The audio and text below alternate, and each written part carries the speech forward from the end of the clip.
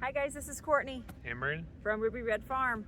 Today we are on one of our side ventures with our farm. We are over in Eaton, Ohio at our orchard. Now I say our orchard because we've leased this land. We have a wonderful couple that was looking for someone to tend to their orchard and do most of the labor, and we thought we had enough time to do it, so here we are. So we come over here a few times in the winter to do all the tree trimming. We'll be here throughout the summer to do the mowing and the landscaping. And then prime time is we're here in the fall to collect those apples. So join us as we do some winter maintenance on the orchard. So here is the orchard. This orchard is probably about 20 to 30 different fruit trees, mostly apple trees. However, there are some pear and peach trees in here as well. We just got this deal made last year, so this is all pretty new.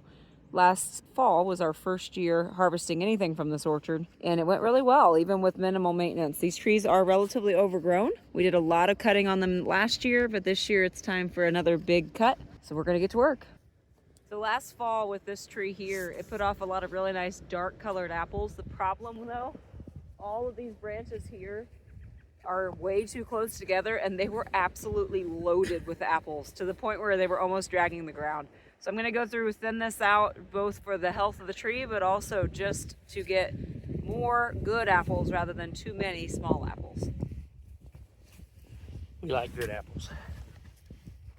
You're a good apple. Yeah. You can make apple puns the whole video. Like the apple of my eye. I do make a lot of puns. You could say the apple doesn't fall far from the tree. Do you want to come up in here and get one of these more main branches out? Yeah, I can. Because I think it needs that. Maybe the bottom one. Give me a hand. Yep. Where'd it go? Fine. So we are by no means arborist experts, but one of the main things that we try to keep in mind is we're not trying to do any more than 30% of a tree in 1 year. In general, we're trying to keep branches from crossing each other. We're also trying to just promote airflow and light to the tree. The problem is these trees were overgrown. This orchard was not maintained for at least the last 10 years or so. And it's a wonderful set of mature trees. But when they're overgrown like this, you get exactly what I mentioned earlier, where you have way too many apples that are relatively small. We're trying to get, for example, 100 good apples instead of 200 small apples. So again, we're trying not to take more than 30% in 1 year, but these trees need a lot of work. And yes, we have a chainsaw.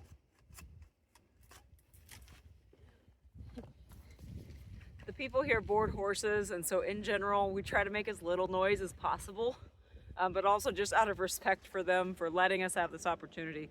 We try not to come in and cause a big disruption when we're over here. You're right. Yeah.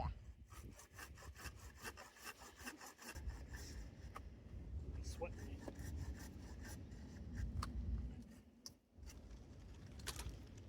There you go. Oh. Now I can breathe. What next?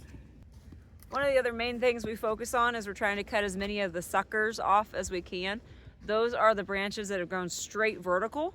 They're typically in reaction to getting trimmed or pruned too much, but these trees already had quite a few suckers on them. Those branches, they're usually a little more shiny, and again, they grow straight vertical. They are never going to produce fruit. So they are essentially just wasting energy from the tree. We try to remove as many or all of those if we can find them. Getting rid of a lot of the suckers and those inner branches is another nice way to get better airflow within the tree.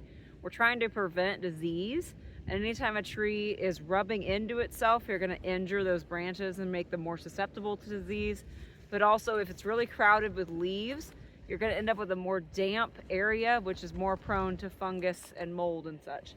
So trying to get, again, a very light and airy tree by the end of it all.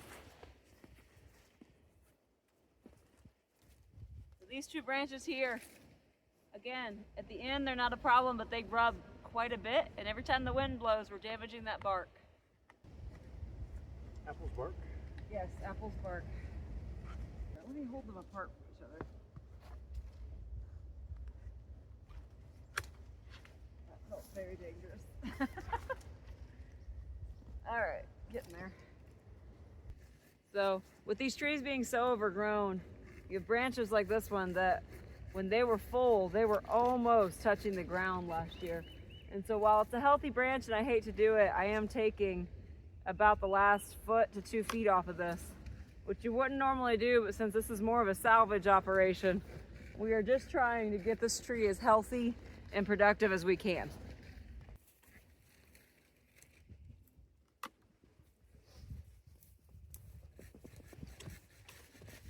Being able to do work for this orchard was such an amazing opportunity for us because, for one, we can use the apples for ourselves for food, obviously. The biggest use that we got out of these apples last year was food for our animals.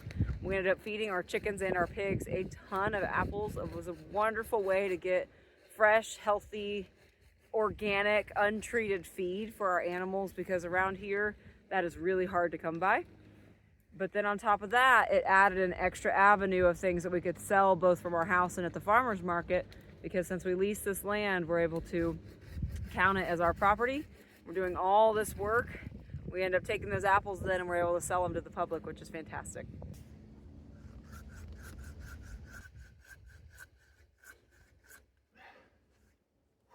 Good break.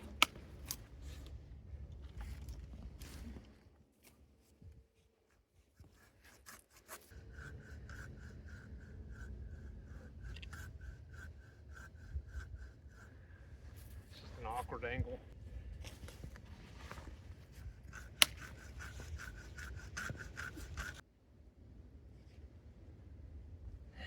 Sweating.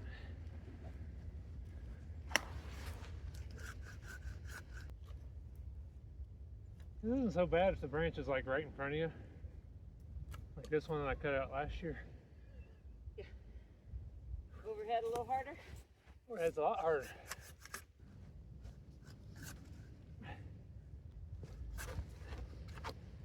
Timber. I don't have a camera. Yeah, you set it in the wrong spot.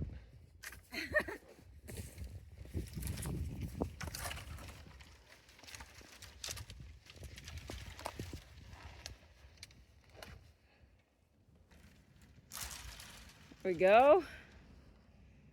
That looks better.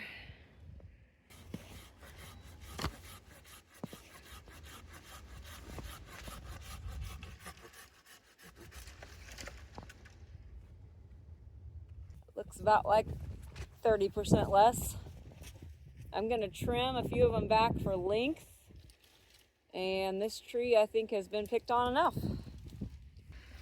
Keep in mind, some of this trimming is so that our jobs are easier when we come and mow as well.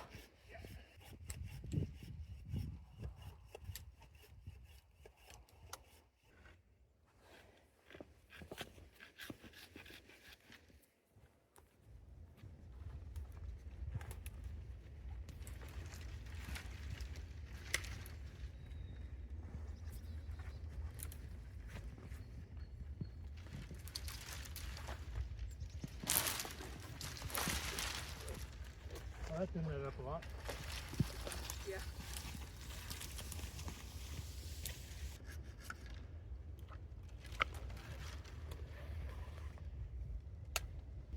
In general, it's easiest to start with the biggest chunks first, then go to the ones that are crisscrossing, then trim for length. At least that's what we've found. Look at that. It's really easy to do it this way, right, honey? Yeah. Looks super easy. Pretty sure I couldn't even cut one if I tried. So we end up coming over here pretty much in the dead of winter for a reason. You are supposed to, here in Indiana at least, you're meant to trim the trees when they're in their dormant state, which of course means winter, but you also want it to either not be too terribly cold, but you also don't want it to be super wet and rainy either. We got lucky in that this weekend we just had that big snow. It's about right at freezing point today, and it's gonna be like low 40s this week. That's the best chance we've had. Every other weekend that we've been free, it's either been 5 degrees out or it's been 45 and raining. So this was our best bet. The reason overall that you're doing it in the winter is you want the tree to have time to kind of heal the wound that we're creating, but also then to redirect its energy to the branches that remain to make better apples. But all in all, it's just less stress on the tree if you do it during the winter. Ta-da! Just that easy. Uh-huh.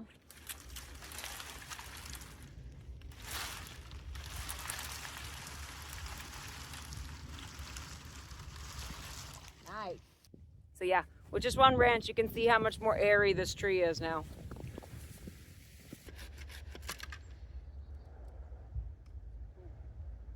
What? It's cool.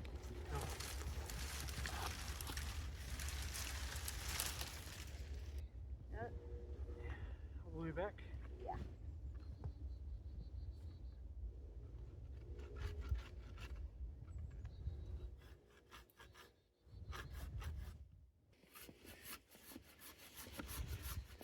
So right here I have 3 branches that are all ending up in just a big mess.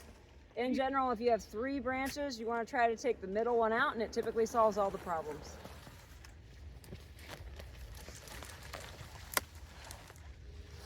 So just taking that one away, nothing is hitting itself anymore, and you have a lot more air as well. So since I've been doing all the hard work and she's just getting the little stuff, I figure I'll take a break. I'll talk while she works. So the big old pile of limbs and what we do with all of our trimmings, the larger stuff I'll keep for ourselves, and the smaller stuff we'll typically burn or pile them up, just depending on how much we have. Now, for now, I'm going to leave them piled up. We'll come back over later with the dump trailer, pick it all up, and bring it back to the house. The larger stuff, talking about keep for ourselves, I like to do some barbecue with our homemade smoker, which you'll see later on this spring. So I like to smoke with that. I'll use some charcoal, just throw some stumps on there, and it usually turns out really good. So anyway, there's my little spiel. All right, what you got? Bird's nest was empty here.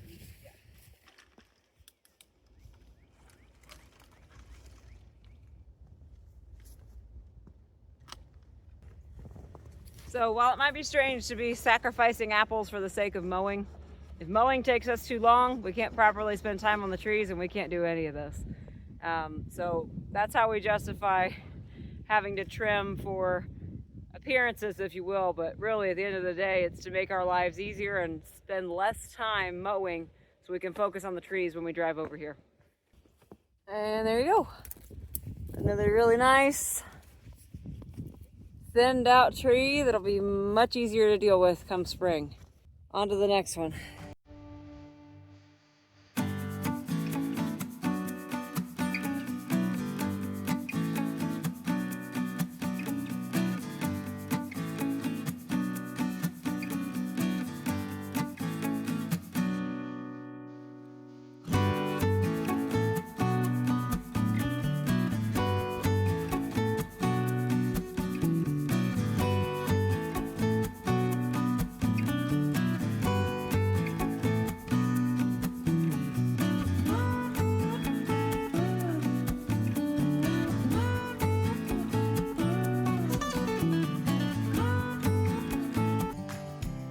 All right, I'm gonna go ahead and sign out for now, guys.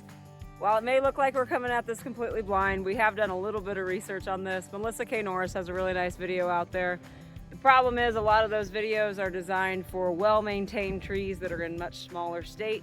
These are mature trees that were let go for about 10 years. So kind of have to make it up as we go in some respect. All in all, we're gonna finish working. This was Courtney from Ruby Red Farm, and I hope you all have a great day. Pretty happy with today's work. Got a lot of trees up and out of the way, so we're not hitting them with the mower. Got it really just looking a lot more eye appealing this year compared to last year where we had to be more careful about not taking too much. We were able to do a little bit more this year. Created a heck of a wood pile. A nice little robin over there in the tree.